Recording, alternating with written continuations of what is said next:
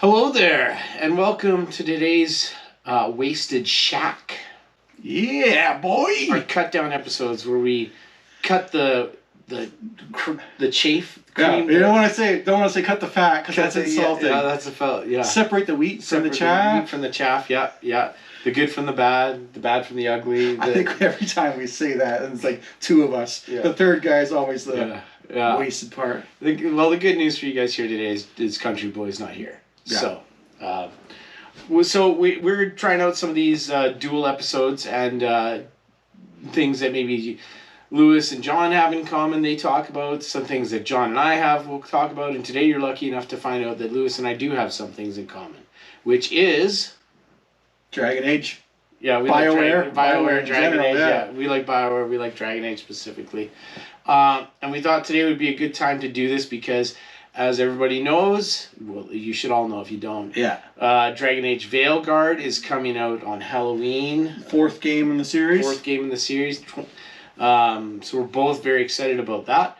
And what we thought we'd do today is run through just our experience with Dragon Age and give you an idea of what we're excited about, maybe hopefully to see with Veilguard and yeah. Yeah, what we liked with the last ones, and hopefully we can see moving forward into the new game. Yeah, 100%. So talking about it, let's just maybe talk first about there's been 3 games in the series before already. Yeah. Dragon Age Origins, Dragon Age 2. No, it's just Dragon Age 2. Dragon Age 2, yeah, and Dragon Age Inquisition. I don't remember all the years that they came out in specifically. I would have no idea. But I want to say like 2006 for the rest. Yeah.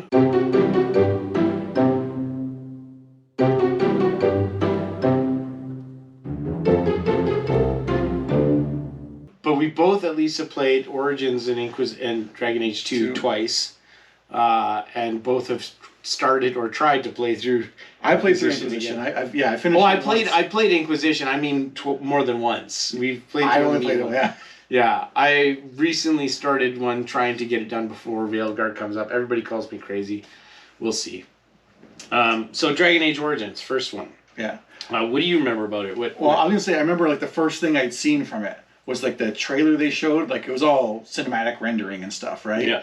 And it was like these guys on a mountain, which like Liliana and Stan. I think that's who they were supposed to be. They didn't have their final look, and like they start fighting. I think spiders and some shit like that. But then like the dragon comes in the end. But it was just like such a great trailer, and like me myself, I am at the time I was like I'm not into knights. I'm not into like that medieval kind of stuff. I was like not into that. But I saw that, I'm like, that looks pretty fucking sweet. Yeah. So I was like, I'm going to try this game out and give it a go. Because I played RPGs. I wasn't afraid of that. But do you know, did it come out before or after the first Mass Effect? I think it was after. I'm pretty sure it was after. Okay. So here's the deal. I don't actually know how or why I got into the first Dragon Age Origin. I really couldn't tell you what made me pick it up and play it. The only thing I think I could say is maybe it was because I liked Mass Effect from Bioware and I saw it was Bioware and I thought, okay, I'll play this, but really couldn't tell you what I was expecting. It was a time in my life when a lot of time video games I played were just sports video games. So this was when I started getting into story games, and I just picked it up and started playing it, and it quickly became obvious why I was going to like it. It was big, it was open, it had that RPG style, whatever you want to do, storyline type of thing. A team-based RPG, which is kind of unique. Yeah. But I like you were mentioned before, BioWare was a huge selling factor for me as well because I had played Star Wars: The Old Republic, which is one of the earlier ones, and then Mass Effect. I played that, and like this, I was like, this looks like the same style, right? Like the team-based and everything, but obviously different setting. Did they have the mechanic in Dragon Age Origin? I don't think they did, but maybe they did, where you would pause the game and you could control what each character was going to be doing, or was it always in the real time? I think you could still do it, but it wasn't as easy as simple. And like that first one, I think they had like because it wasn't so simple, they had it set up so you could actually make the AI like this one's going to be more like he'll spam the healing things or whatever. You could set him to a certain archetype. You could do that in the other ones too. That eventually would happen. I feel like they dumbed that down though. Possibly. It's been a while since I played them, but I feel like they dumbed those down in the later ones. Yeah. one of the things I thought maybe we could talk about is we're going to talk about each game, but maybe as we go along, each game we'll talk about the characters that we played in it. So do you remember in Dragon Age Origins what you played as your characters for each of the playthroughs? Well, I know like my first playthrough, like I played through with every class. Like there's the warrior, the rogue, and the mage. Right, yeah. My very first playthrough, I was like, okay, I'm going to take this nice and easy. I'm going to just be like a tanky character. I'm going to be the fucking warrior. So I went with the warrior. Yeah. And I played through that way. Like I know I gave my guy big fucking mutton chops and everything. Yeah. And kind of like it was goofy. By the end of the game, I regretted it. Because like, this is such like a dark, tonal, serious game. Yeah. And I came in being with like, my guy's fucking goofy. Like he had like a big nose too. I think I came in, I was a dwarf warrior. And I played the two-handed style warrior, so I was there with the axe. And what I found, because maybe I wasn't controlling the combat more normally, is I spent so much of the game just running up to something and hammering my hit button, and like trying to make sure I was healed and things like that. So it didn't do much for me as far as like the actual combat side of things as a dwarf. And you mentioned something interesting, like how you're a dwarf and my guy was a human, but you had like your origin, however you picked. I had a different story than you essentially. Yeah, the tutorial start, I guess, what you would call it, is different depending on what race you are and what your race's like background is. Because there's the dwarf royalty one, I think. Yeah, and then there's the dwarf criminal one. Like the duster. I think I picked the duster, like the Carta type of one for that. But yeah. I didn't play through all the origins. I know I played through a lot of them, but I didn't play through all of them. So that's one thing I did miss out on in that. Yeah. And what about like your second playthrough? Oh, you said you played through all of them. Yeah, so, yeah. I did a mage. My second playthrough on all of the Dragon Age ones, 1, 2, and 3, I did as a human mage, and I was trying to be consistent across the board on that one. So Origins was good. One thing I wanted to bring up that I've been thinking about recently, having played Inquisition right now. What was up with how the Kunari looked in the first one? The first one. Because Sten is the Kunari, I think. Yeah. You find him in a cage outside of town. He's just a big dude with white dreadlocks, no horns whatsoever. He's a little bit kind of like, I mean, he's both tanned, but also kind of gray. And he's got like a big body and everything. He's a big body, but no horns whatsoever. Yeah. I think in the lore they say like some Kunari, like Sten was more of a scout, so he didn't have horns, so he wouldn't stick out. Okay. But definitely in the second and third game, they just lean into it. You would know what a Kunari is even without the horns. Yeah. So it's like I don't know how that works. So that was like an odd thing. I just don't think technically they were able to make those models as different as they wanted to at the time. Yeah. I don't know. So that's kind of what I thought of Dragon Age Origins. I will say this. I still think I liked the story of Dragon Age Origins the most out of the 3.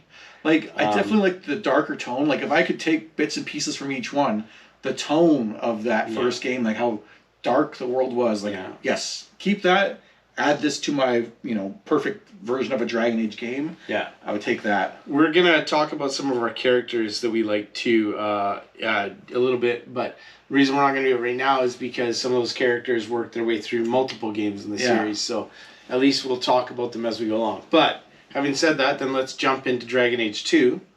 From my perspective, it was an interesting one. The visuals and the fighting style became a lot more interesting. I thought the combat got better. Yeah. It felt like the world was condensed down though significantly, being so focused in Kirkwall, whereas Dragon Age Origins it felt like you were all over the place. And then certainly in Inquisition you're over the fucking world in that one. Yeah, exactly. Yeah. But yeah, I would say 2 is the one that plays it more fast and loose. Like it's less traditional of what you think of an RPG because I think the first one you had more like stilted combat, like you select the move and he does that, and I believe it was almost like chained, like you could pick like 2 or 3 moves and they would take place in sequence as time went by. But this one, like as fast as you hit the button, your guy would be like slash slash slash almost. Not exactly, but it's close to that. But as you were saying, the story becomes just centered on Kirkwall, which I know some people found that a little bit dull. Like, oh, we're in the same area. Yeah. But for myself, I really enjoyed it because they seem to be like, well, like if this was a real city, like in real life, there's tons going on in the city. You'll have, you know, different communities. Like you have Chinatown, you have, you know, the Italian district or whatever of the town. Yeah. And in this Dragon Age game, I feel like you really got to see how these different factions that we've been hearing about, the Canary, the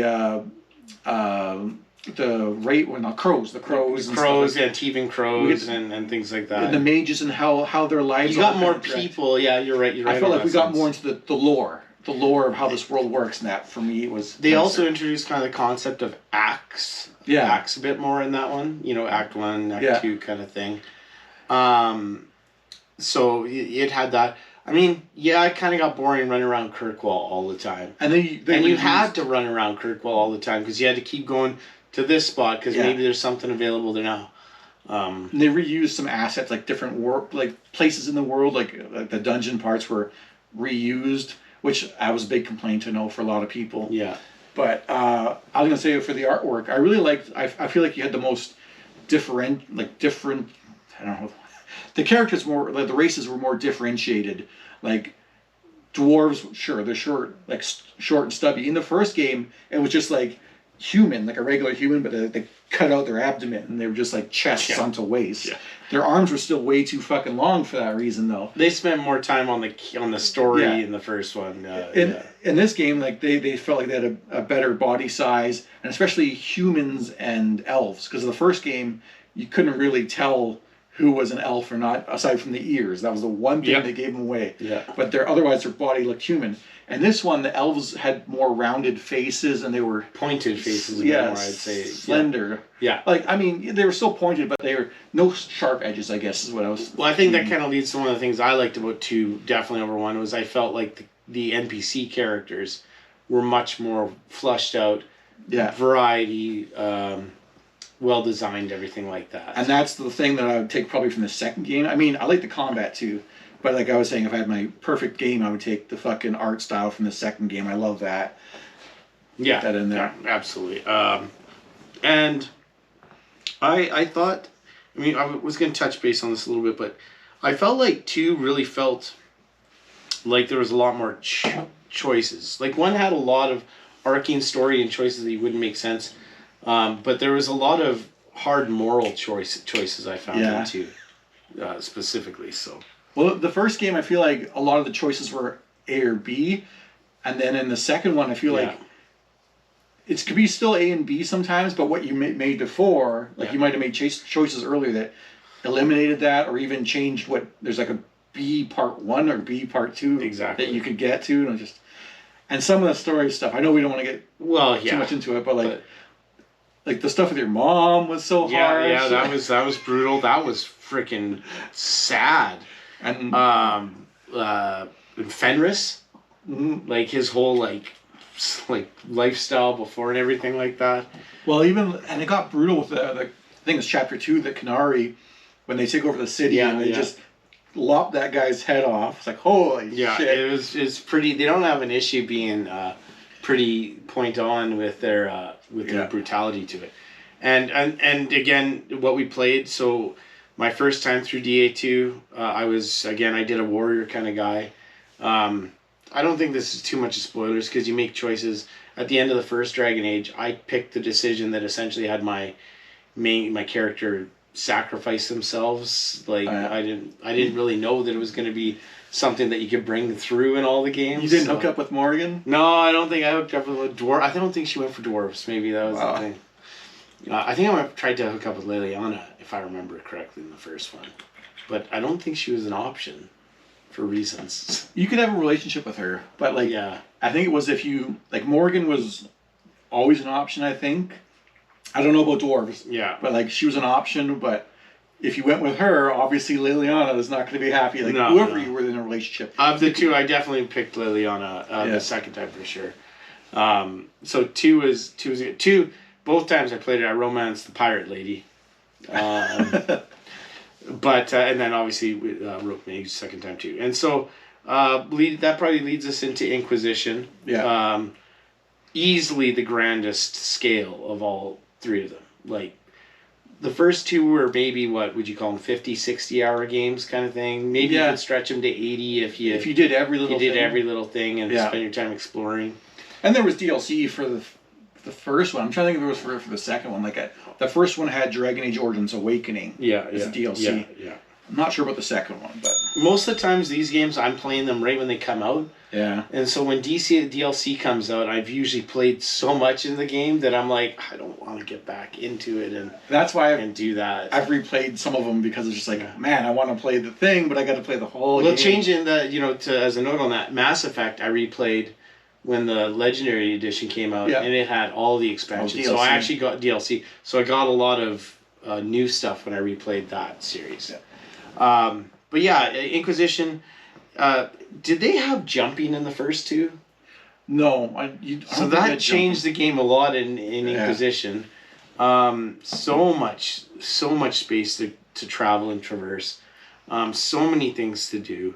Like I said, I'm replaying it now, and I am enjoying it. I'm definitely getting pulled in again. But. Well, like, when you think of Inquisition? So for me, Inquisition, I started playing, and I love Dragon Age. It's my favorite gaming series, bar none. I love it, and I started playing it, and I was really into it, but it was just like, okay, I had to step away to I don't know, maybe go see a movie or something like that, and I was like, I can take a little bit of a break from this for the weekend or something, and I just was like, you know what, I'm enjoying myself, I'm just, maybe a month, and it was probably half. And this is your second playthrough? My first. Okay. My first, half a year. Yeah. And then I was like, shit, I gotta finish this because, I can't sit, I'll forget about it. If I don't finish it now, I need to fucking do it. So I hopped back in and I was like, geez, I gotta try to remember the story. Right. That's the worst thing you can do. The worst. So I jumped back in, which was actually kind of good because at that point, the Dreadwolf DLC came out, or what was it? It wasn't Dreadwolf. There was DLC. Yes, but I never played it because I played it when it first came out. So I came back and I'm like, oh, now I can play this DLC that's already out. But yeah, and then I was kind of catching up to there. And that reminds me, because I was like, okay, I know it was Corypheus, he's the DLC in the second one. There was DLC for the second one that's where Corypheus gets established. And then... Okay, and then he's the main character, or main villain here. So then I was getting back on board, but remembering it all was just so hard. There's just so many things to do. To me, I just think of the maps and fighting all the dragons and everything, and I don't really remember everything else, story-wise, aside from Corypheus being the bad guy. It was, of the three, it was probably the most challenging of the Dragon Ages, that's for sure. The dragon fights alone were... And that was great. Brutal enough great, but tough enough as it was. Because most of the games only had one dragon fight. I mean, if you count the Archdemon. Yeah. Because the first one you can at the. What's the one where you fight in the pit? The fight where is that the second one that's in the big pit? The dragon fight. I'm trying to remember the second one. Now I had it, and I lost it. Yeah. Because the one you're in a mine. And there's a big dragon. Because the first one, there's the fight at the Ashes, where the Church of the Sacred Ashes. There's a dragon there you can fight, and then the Archdemon who's a dragon. And then the second one, where is that one? There's a dragon fight in there. I know. Remember, there's that mine where all the slaves and everything were going out at. There was a dragon out in that area. Okay. Yeah. But then this third one just had there was one dragon in every area you visited. Yeah. So you got the shattered and different types of dragons. Shattered Coast, Storm Coast. Yeah. Hinterlands, the desert one. The desert, the oasis. Yeah. It was again probably the one I can speak to least because I haven't fully played it through again, and it was a while since I played it through the first time. I played, ironically, when I played it through the first time, I played as an archer. Rogue, which sounds shitty, but actually it was kind of great because you got to hang out in the back, and I was always there for picking locks and everything like that. Yeah. You have some good combos. Definitely. The only thing that sucked about that was I didn't get any Averic. So, because you're never gonna have two archers in your party. The only problem with that is if you're ever in a situation where you're fighting and your other two characters get knocked out. An archer can't really deal when he starts getting rushed. He can get one or two off, but it gets harder if you're not. It does get pretty harder when it gets to that. So, but the scale was huge. You got to give him kudos for that. I think many people consider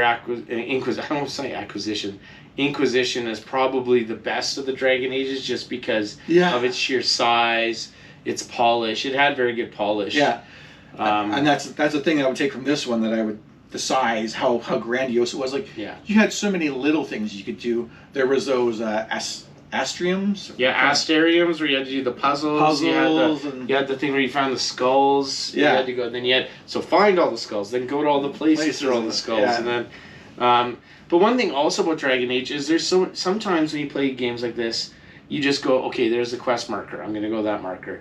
Dragon Age is very good where it has a lot of codex lore, but if you actually don't read everything that comes up, there could be, I had an example Inquisition, just to, like, not to go too much into it, but I had a spot where the dialogue made it sound like I could go to these bandits and challenge their leader to try and get them to join the Inquisition if I defeated the leader. Yeah. So I just go to the marker spot, and as soon as I get there, everybody starts attacking me, so I kill everybody. And I'm like, this doesn't make sense. There's got to be a way where this works. And so I went back to my save spot. I Googled it. And it turns out that if you read the note closely, it said something about a heart's mercy. And it was, you had to go craft this item and wear it. And then if you did that, they wouldn't fight you. And I'm like, how if you had not read that, and sometimes you read it and you're like, okay, that's what it is. If you don't think to yourself, what's a heart's mercy? Yeah, it goes... and was that... I know they had crafting in that one. Was it really a thing in the second and the first one? Not so much. And the crafting, not a great thing if you ask me about the third one, because it wasn't very clearly explained. I felt like about halfway through the game, I understood it, and then I was like, oh, okay, that's how this works. Because I know enchantment sandal. That was in like the second game for sure, but I was like crafting your stuff. I regret not having my Dragon Age shirt. Yeah. Okay. Yeah. But yeah, so like that was something new. They kind of changed.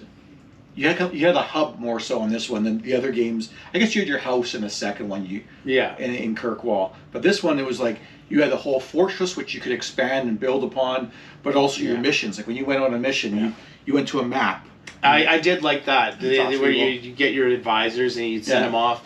And I didn't think about it too much in the start, but the decisions you make actually can affect your game and different things, like which advisors you send on which role and everything. And it was real time too, so that was kind of neat as well. There was a thing as well that I always think back to Assassin's Creed, I think Brotherhood, where you could like send out your assassins to do missions, like you'd have nothing to do with you, but they'd be gone on a timer to try and that's what we're talking about, the board there with and you could choose to do diplomatically with your like Josephine, or you could use your army with Cullen, or you could use your spies with Liliana.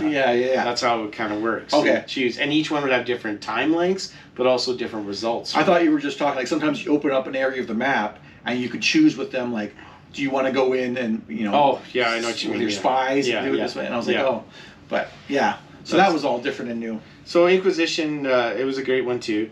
Like if we were to, not to get too long in the tooth on these, for me, I think we both agree we liked the origin story the most.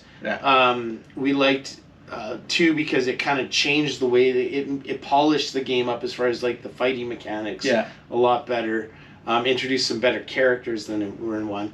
And then 3, it just gave pure scale, which could also be the detractor of it. But it's also the thing we liked about it, because you got a big game. I feel like if you had some of the... I like putting time into Dragon Age, so... I feel like if you had some like the more interesting story beats from the first and second game in Inquisition, I would have appreciated the scale 3 more. probably had my least favorite story, I think. I don't really remember a whole lot of it. Then that's why I say that. I remember the stories of the other ones a bit more. Like I know Criff is kind of like...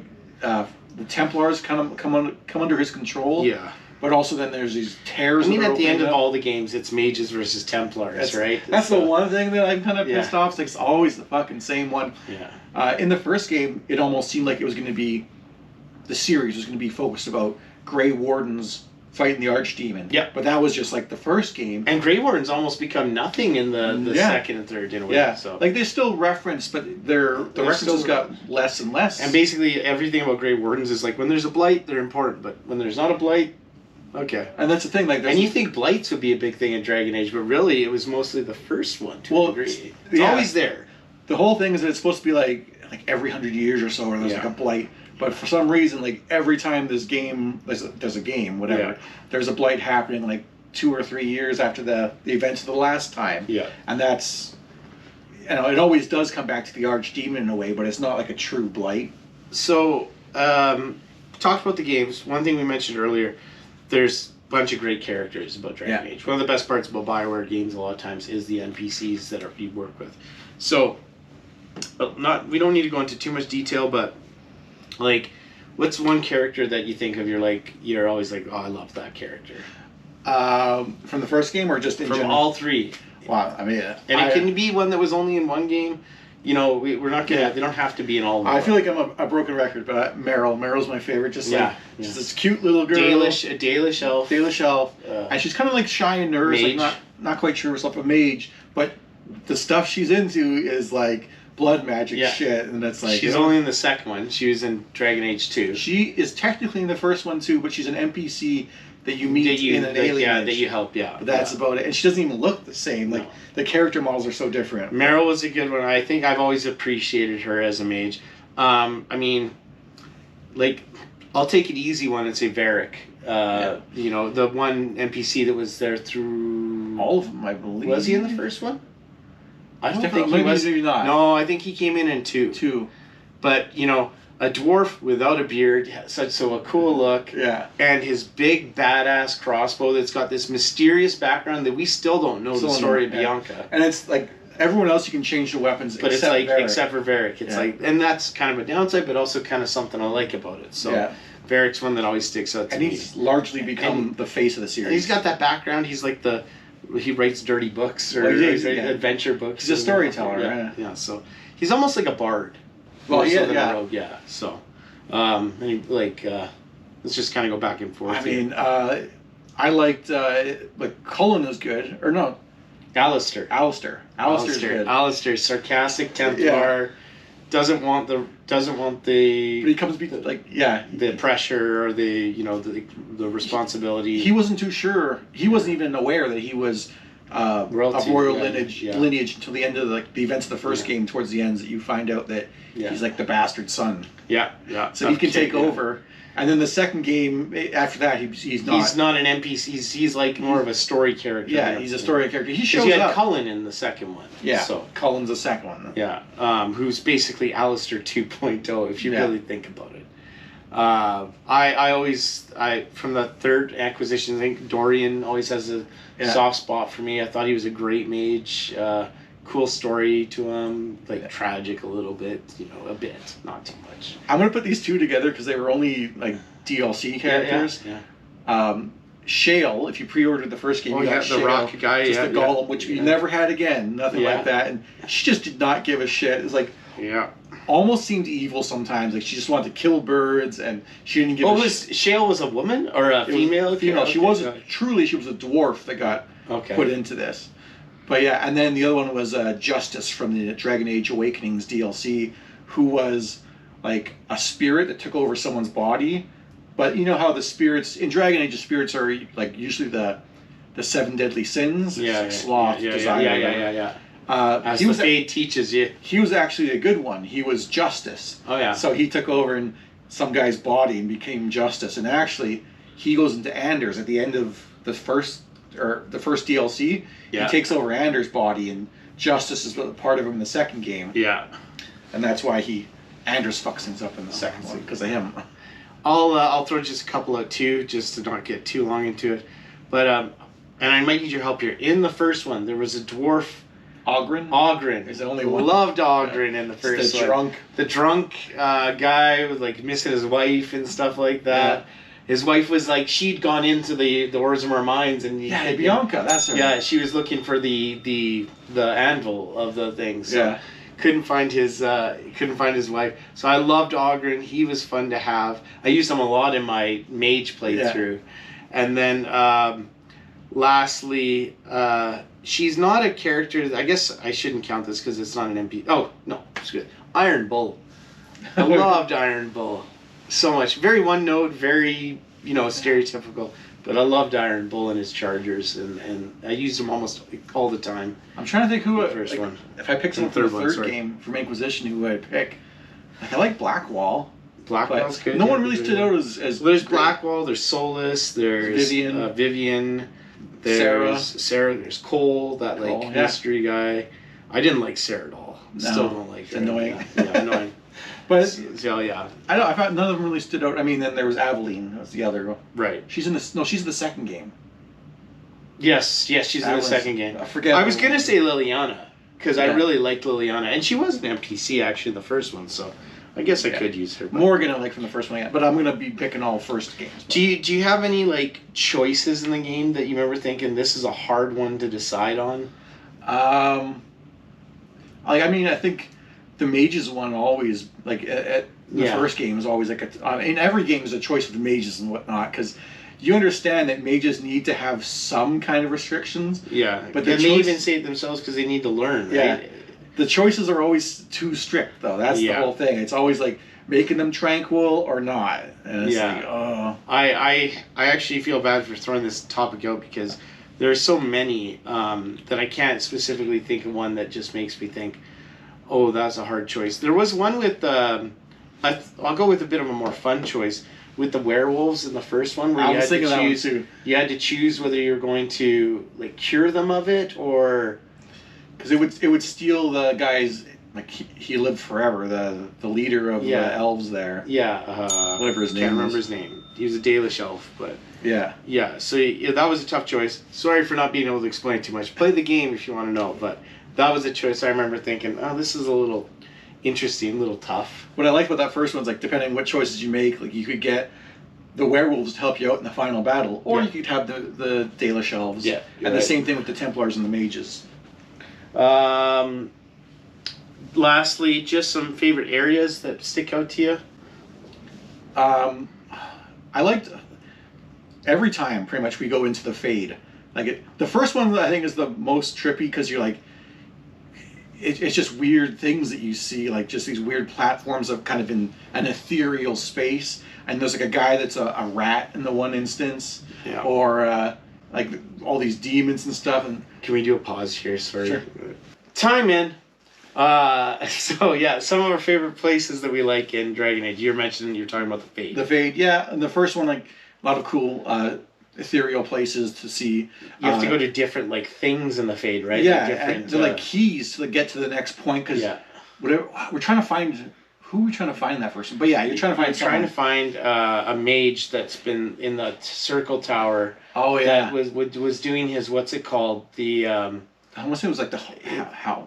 The harrowing. Yeah. Say the hollowing. So each mage has to do their like harrowing thing or something to like see that. if they can control themselves. And this one gets stuck in there, and all of a sudden the Fade's opened up and has come through the circle tower. But you have to like deal with each, like you're talking about the sin, like sloth and stuff. Pride. I actually hated the Fade because it was so repetitive and so unclear, and the look of it was just so gray, and because it was Dragon Age Origins too, right? So absolutely zero color to it. I do think they go in each one. Although I can't think of the second and third one as much places. I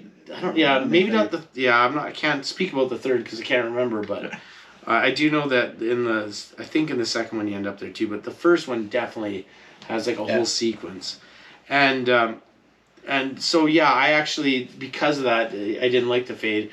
It is a very important place in the Dragon Age universe. Yeah. Fade being like, how would you describe what the Fade is? It's like the spirit world. In the spirit world, like in the first, like when in the lore, when the Maker made everything, like he had the original universe was the spirits and stuff, but because they could make anything and do anything, they didn't really have any wants and needs, and it was kind of just dull and boring. So he took his creation and he split it in half.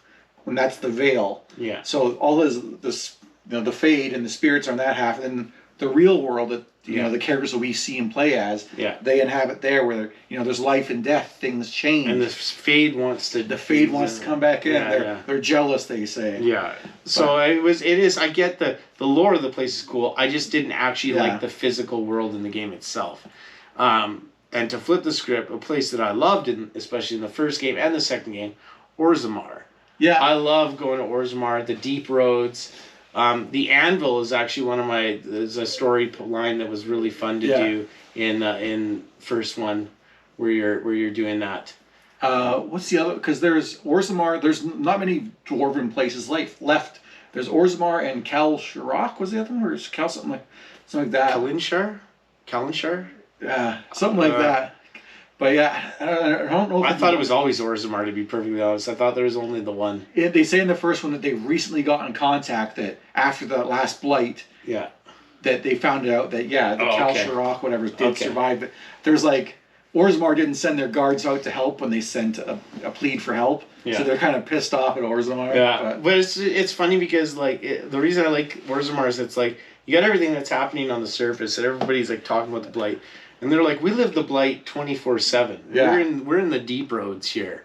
Like we're always dealing with this kind of shit. With these guys coming up from basically the pits of hell. Yeah. So I did like Orzammar. Also, some of my favorite storylines were in Orzammar. Yeah. Actually, sorry, just to go back. We're talking about challenging decisions. That was one of the more challenging ones. Is deciding which dwarf guy to support the claim to the throne. There was the one who was like the fiery kind of fighter type one, and then there's the one who was like the more traditionalist. And I remember thinking the first one I did the traditionalist, but I actually did the fiery guy who's all for change in the second one. Yeah. I mean, Balin was the son to the king that passed away. Yeah, but he was very fiery. He was very fiery and stuff. Yeah. The other guy, Harrowmont, was the one that the king kind of dictated would be the ruler because he trusted him, but you're the one that settles that because they can't fucking do it. So it was good. I liked that part.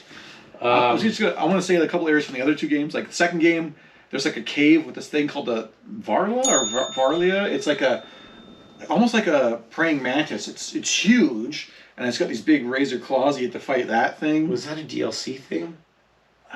I think it's in the main game. I know I had the DLC. Maybe. But then, that particular instance, I like that. And then the third game, I like that desert. I don't know, something about it I felt really calm and peaceful. And there's like an archaeological site that you discovered all this crap. So I'm playing through. I'm not sure if any of the sites have stuck out for me in the third one, as of right now. They may be a little bit later on. Like some will show up. Storm Coast kind of stands out just because it's one of the first areas you go to. Yeah, but I like Val Royale where they have everybody with the masks and everything, and you attend like a party in one of them. That was kind of fun. So that's a little bit about the Dragon Age and our experience with it. One of my favorite RPGs, one of your favorite RPGs. Yeah. So we got Veilguard coming out. And I think we obviously don't know too much. You probably know more than I do. I purposely try to avoid watching preview trailers, like gameplay trailers. I'm somewhat in the same boat. Like I try to find out enough that I know what the game's going to be about. I'll watch like the first trailer. Yeah. And if it's not a gameplay trailer, I'll watch a gameplay trailer. Like because usually the first one's just like a cinematic thing, right? You don't really know what the game's going to be like. So that's what I've done so far. I know this one's taking place in Tevinter. I've seen like the game or the cinematic one was kind of, I don't know, a lot of like neon lighting choices in that, which I was like, surprised about that. And then I talk about slavery. Yeah, because it's in Tevinter. And then I watched the gameplay one where it starts off anyways with Solus's kind of opening up the fate or doing something with the fate. Yeah. Things are never quite what they seem. I think we can be excited about the actual visuals of the game are going to be fantastic. Yeah. Which is no surprise. It's always gotten better. So new technology, it's going to be better. I'm interested to see if they still stick with the whole warrior, mage, or rogue options. I'm curious if they're going to offer different class options. I know that they have like a necromancer or companion you can get here. Mm-hmm. That's shown off in that cinematic one. But I feel like it's going to be the same. I'm a little worried about Solus being so much of like the story driver. Yeah. You know. It's funny that like the bad, maybe not the first one so much, but the bad guy is always within your party, it seems like. Yeah. Because the first game, Morgan's related to that. Yeah. The second game, it's... But she's not truly the bad guy. No. The Blight's the bad guy in the first one. And Tyr Loghain, really. One of the things we were talking about is, the whole reason we brought this up is we want to talk about Veilguard. Yeah. So it's coming out this fall, October 31st, Halloween, 2024. Very excited for this game. We brought this up before, but I got some insider stuff. It looks like it's going to go great. What do you watched a lot of the stuff that... You watch more of the stuff about what's coming into it. Yeah. So is there anything that you're excited about or things that... I'm excited about going to Tevinter, which is like the new location. Like we've heard a lot about it. It's slavery. It's not a nice place. A lot of slavery. The mages kind of rule that place, and as he said, they enslave like the other or elves. Anyways, elves are the slaves. There's other people that are enslaved too. Yeah. And like Tevinter is like the one nation that never signed a formal declaration of peace with the Canary, so they're technically at war still with them. Okay. But yeah, and they let things go with magic like across the board, like blood magic, like necromages. Is that the word? I can't think of them. But yeah, they have all these kind of things that they just let go. So it's going to be a lot darker, almost like scary, spooky Halloween type. I hope they at least lean into that. Like, I hope they don't pull back because it's like, oh, that's a... Well, the thing is, we've seen Dorian, and Dorian does not give off that vibe. No, he doesn't. No. Do you... obviously, the graphics are going to be better. So that's one thing I think is going to be even better. The fighting style, probably the inter-combat controls and all that stuff. Do you think we're going to have more than the 3 classes? For our player, no, I don't think so. I think your main character is probably going to still be those 3. I mean, I know they split it up because you can be like rogue, you can be dual wielding, or you can be archer, you could be warrior, two-handed, or shield, and everything like that. So mage, but like I guess what sticks out to me is, and I pull a bit from D&D a little bit. You know, there's classes that I think of like bards, right, or like religious. Like it would be so cool if you could be a. Imagine being like a Templar, if or you Chantry. will, or a Chantry, So, I mean, or a Golem, like an elemental, like you could previously. So. On that note, like, because there's always at least one character that seems to transfer over. Yeah. Like we've had, what's their name? We had. I can't remember the mage in the second one that screws things up. Oh, Anders. Anders was in the other game, the first DLC from the first one. He's there. And then Solus was from the second one, crossing over. So me had Varric and all of them, so we probably have him. So do you think someone from the third game is going to be jumping over? And who would it be? I mean, aside from Solus, we know Solus. My easy bet would be Iron Bull. I think they think he's probably a pretty popular character. Freddie Prinze Jr. Was that Freddie Prinze Jr.? Yeah. Well, he's better as Iron Bull than he was as Fred from the Scooby-Doo movie? From Mass Effect 3. Oh, the guy that I hated, that I never played. The most white-sounding Hispanic guy. I know you're talking about. I just can't think of Ortiz? That sounds right. I was going to say like Rico Ortiz or something. Yeah, something like that. So, and I just played the freaking game, but I never used him, so that just goes to show you. Like, I think Varric will be there, but he won't be playable. I think he's going to be like Liliana, where he takes a back seat. Which is good for me, because I feel like if Varric's there, I got to have Varric just because he's doing that. You know what, I'm going to say it's Dorian's home, so we'll see Dorian come back. I hope that'd be a good one to see. Yeah. I'm curious if you'll see, like, I doubt you're going to see, like, a Cassandra, because they tend not to keep that militaristic main feel, like Aveline in the second one, Cassandra in the third one. So I doubt that. Maybe we'll see Liliana still with some type of a role. I want to see another Grey Warden, and like a full-fledged Grey Warden. Yeah. I know Blackwall was, but he was kind of out of the loop. Like he had. I'd like a good Grey Warden. I'd like it if some Blight came a little bit more back into this. I think that's some of the things I want to see on this. Oh, they did show that there's going to be a female Canary. Ooh. She's got like a bunch of jewelry and stuff. And I was like, probably hanging off the horns and everything like that. Well, in the game, or in the lore of the game, they say female Quinari are just kept in the homeland and they're only for breeding. They don't really go out. So the fact that she's out means she's probably like a Talvosh or whatever they call it. Talvosh, yeah. I will 100% say though that I hope they have the scale of it still the size of Inquisition. Yeah. Like, I don't want it scaled back. I don't want a Kirkwall 2.0. I don't want it just them just shrink it to just Tevinter, or if they do to Tevinter, it's like 2 areas in Tevinter. Do you think they'll have multiplayer again, like this Inquisition did? Bioware. I don't know if it got over. I wouldn't be surprised, but I think Bioware. Unfortunately, I hope not. I hope they spend more time just on the game, and I only say this because every time I've seen a multiplayer aspect. Mass Effect multiplayer did not work. That's kind of what it was. Was not good. Dragon Age, never even played multiplayer Dragon Age. So, you know what? No, it doesn't have to be multiplayer to if you need your extra money, do your DLC, which we all know you're going to do.